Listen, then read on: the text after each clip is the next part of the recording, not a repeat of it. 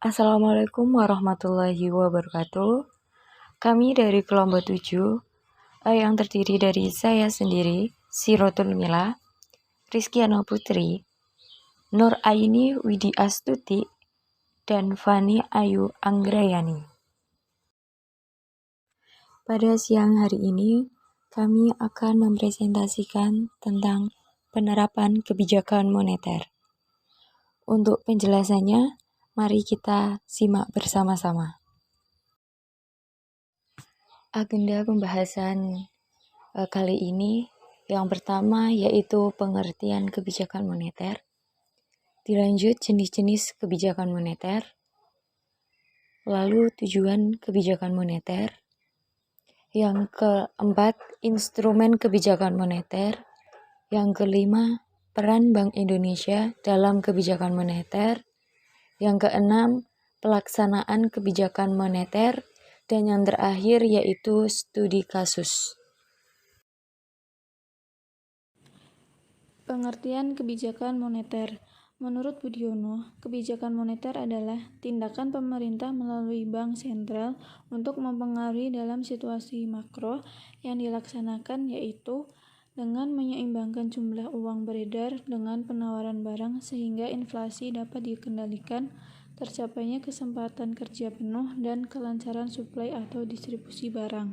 Kemudian, dalam Undang-Undang Bank Indonesia Nomor 23 Tahun 1999 yang telah diubah dalam Undang-Undang Nomor 3 Tahun 2004 yang menyebutkan bahwa kebijakan moneter adalah kebijakan yang ditetapkan dan dilaksanakan oleh Bank Indonesia untuk mencapai dan memelihara kestabilan nilai rupiah yang dilakukan antara lain melalui pengendalian jumlah uang beredar dan suku bunga. Jadi, dapat disimpulkan bahwa kebijakan moneter merupakan instrumen kebijakan ekonomi makro, dalam hal ini dipegang oleh bank sentral yang mengatur penawaran uang, kredit, dan tingkat bunga dalam rangka mengendalikan tingkat pembelanjaan dan atau pengeluaran dalam perekonomian.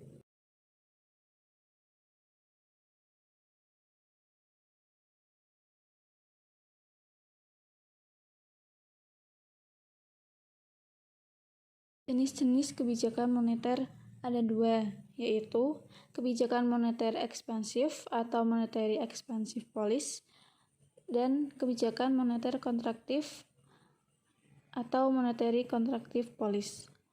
Yang pertama, kebijakan moneter ekspansif adalah suatu kebijakan dalam rangka menambah uang yang beredar.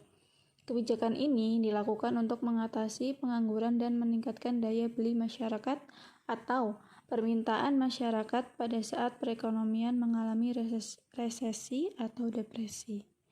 Yang kedua yaitu kebijakan moneter kontraktif atau monetary contractive policy.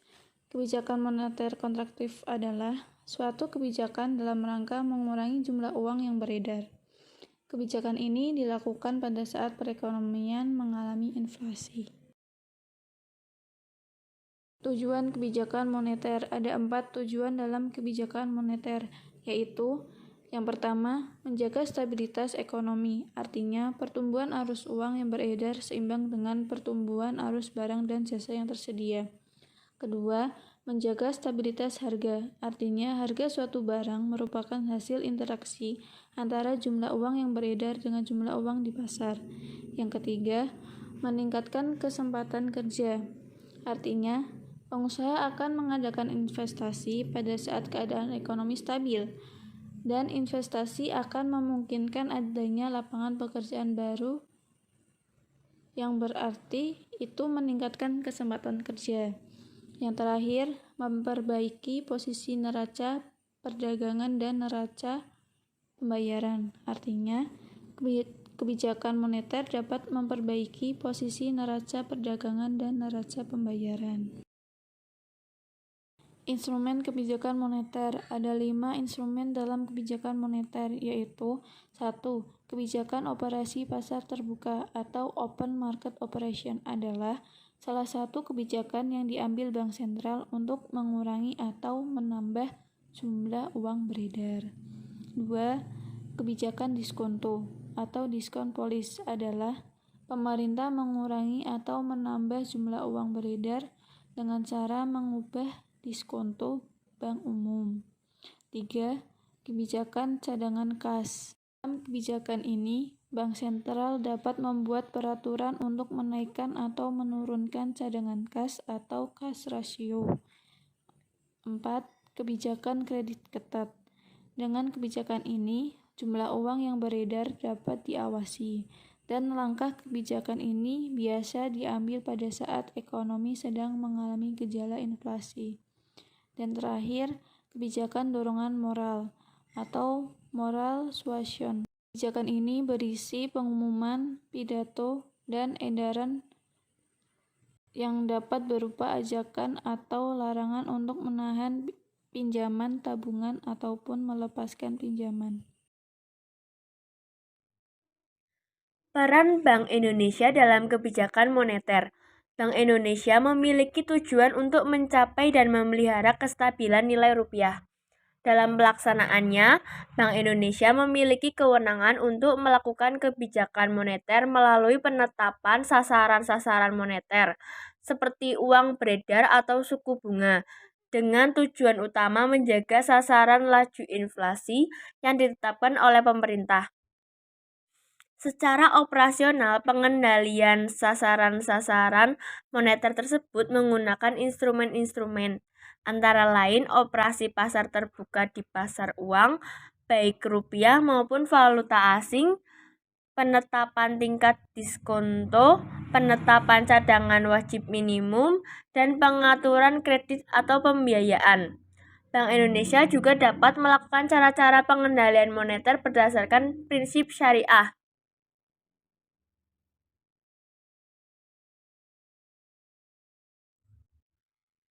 Pelaksanaan kebijakan moneter di Indonesia. Kebijakan moneter dan kebijakan ekonomi makro lain. Penerapan kebijakan moneter tidak dapat dilakukan secara terpisah dengan penerapan kebijakan ekonomi makro lainnya, seperti kebijakan fiskal, kebijakan sektor real, dan lain-lain. Hal ini terutama mengingat keterkaitan antara kebijakan moneter dan bagian kebijakan ekonomi makro lainnya sangat erat. Selain itu, pengaruh kebijakan-kebijakan yang diterapkan secara bersama-sama mungkin mempunyai arah yang bertentangan sehingga saling memperlemah.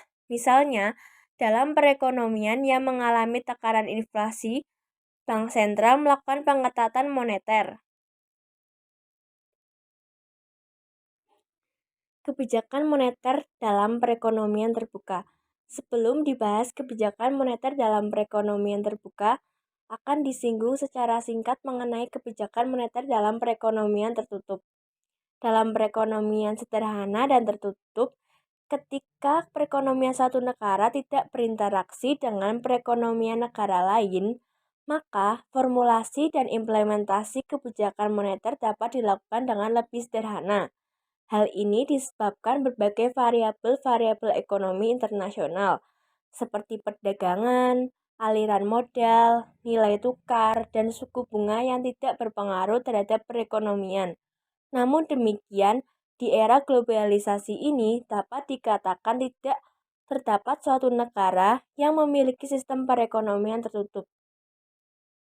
Dalam era perekonomian global yang terjadi sejak beberapa dasawarsa yang lalu hingga saat ini, interaksi ekonomi antar negara merupakan salah satu aspek yang tidak terpisahkan dari perkembangan ekonomi suatu negara yang semakin terbuka. Terlebih lagi, kepesatan perkembangan teknologi informasi, komunikasi, dan transportasi serta kebijakan perdagangan dalam dasawarsa terakhir telah mendorong pesatnya keterbukaan ekonomi dan ketergantungan antar negara. Sebagai contoh, hubungan perdagangan antara Indonesia dengan Jepang saat ini jauh lebih erat dibandingkan dengan hubungan perdagangan yang terjadi pada masa awal kemerdekaan.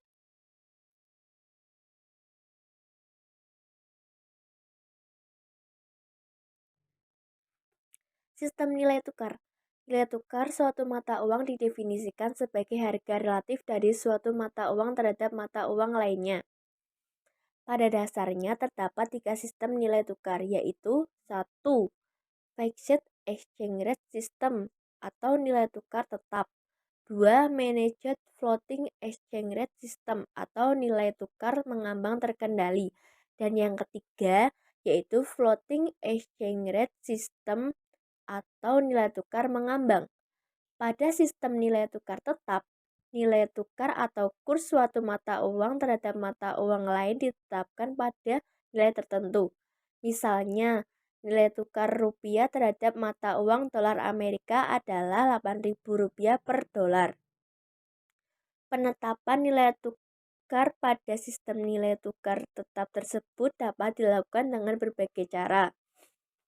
Yang pertama, dikenal dengan page to a currency, yakni nilai tukar ditetapkan dengan mengaitkan langsung terhadap mata uang tertentu. Cara yang kedua disebut page to a basket of currency, yaitu nilai tukar masing-masing mata uang yang umumnya disesuaikan dengan besarnya hubungan perdagangan dan investasi. Selain itu, terdapat penetapan nilai tukar yang dikaitkan langsung pada mata uang tertentu dan dijamin dengan cadangan devisa yang dimiliki oleh bank sentral atau disebut juga dengan currency board system.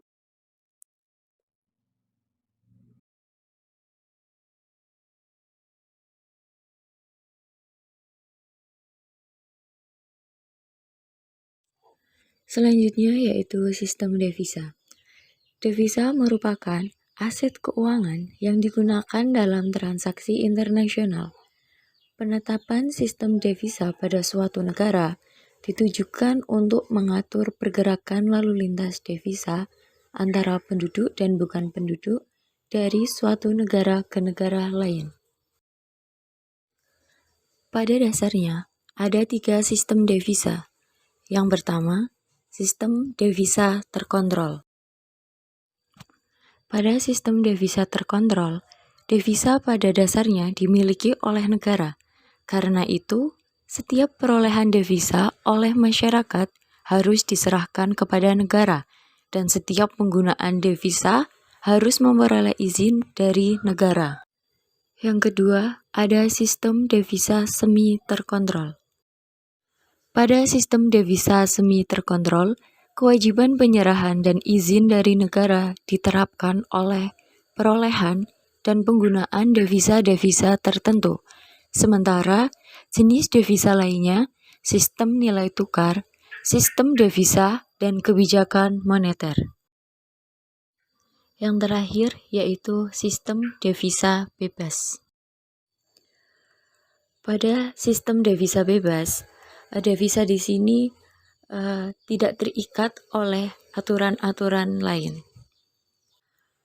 Pemilihan sistem devisa mana yang dianut akan tergantung pada kondisi negara yang bersangkutan, khususnya keterbukaan ekonominya, dalam arti seberapa jauh negara yang bersangkutan ingin mengintegrasikan ekonominya dengan ekonomi global.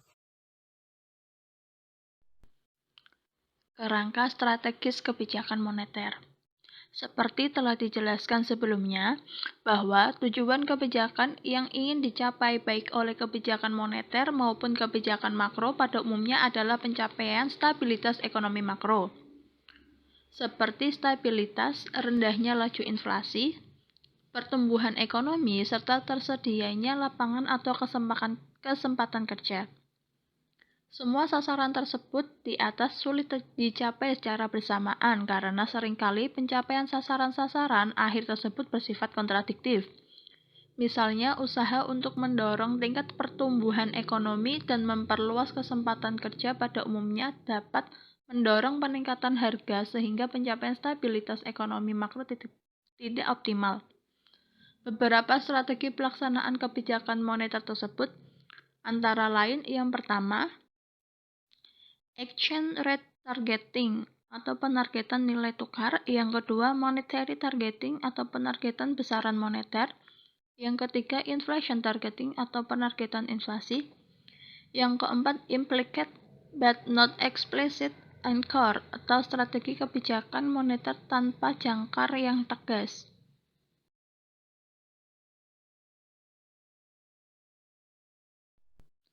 Mekanisme transmisi kebijakan moneter. Secara spesifik, Taylor menyatakan bahwa mekanisme transmisi kebijakan moneter adalah the process through which monetary policy decisions are transmitted into change in real GDP and inflation. Dalam literatur ekonomi moneter, kajian mengenai mekanisme transmisi kebijakan moneter umumnya mengacu pada peranan uang dalam perekonomian, yang pertama kali dijelaskan oleh Quantity Theory of Money atau teori kuantitas uang. Teori ini pada dasarnya mengembarkan kerangka kerja yang jelas mengenai analisis hubungan langsung yang sistematis antara pertumbuhan jumlah uang beredar dan inflasi, yang dinyatakan dalam suatu identitas yang dikenal sebagai the equation of change.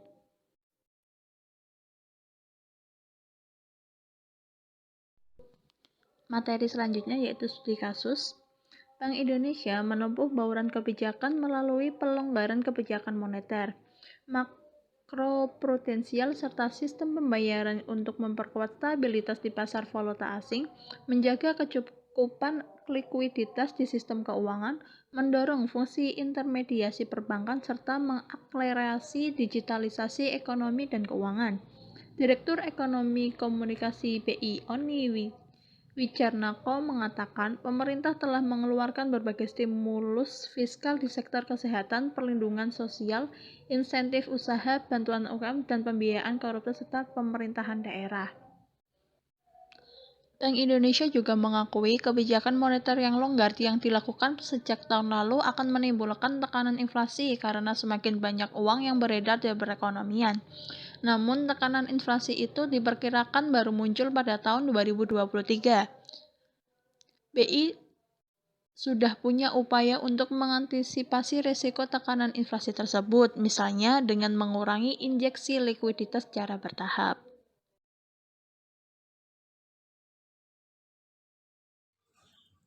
Itulah penjelasan tentang penerapan kebijakan moneter dari kelompok kami. Sebelumnya mohon maaf apabila ada penjelasan yang kurang jelas atau ada tutur kata yang tidak tertata. Dan tidak lupa, terima kasih sudah mau mendengarkan penjelasan dari kelompok kami. Terima kasih. Wassalamualaikum warahmatullahi wabarakatuh.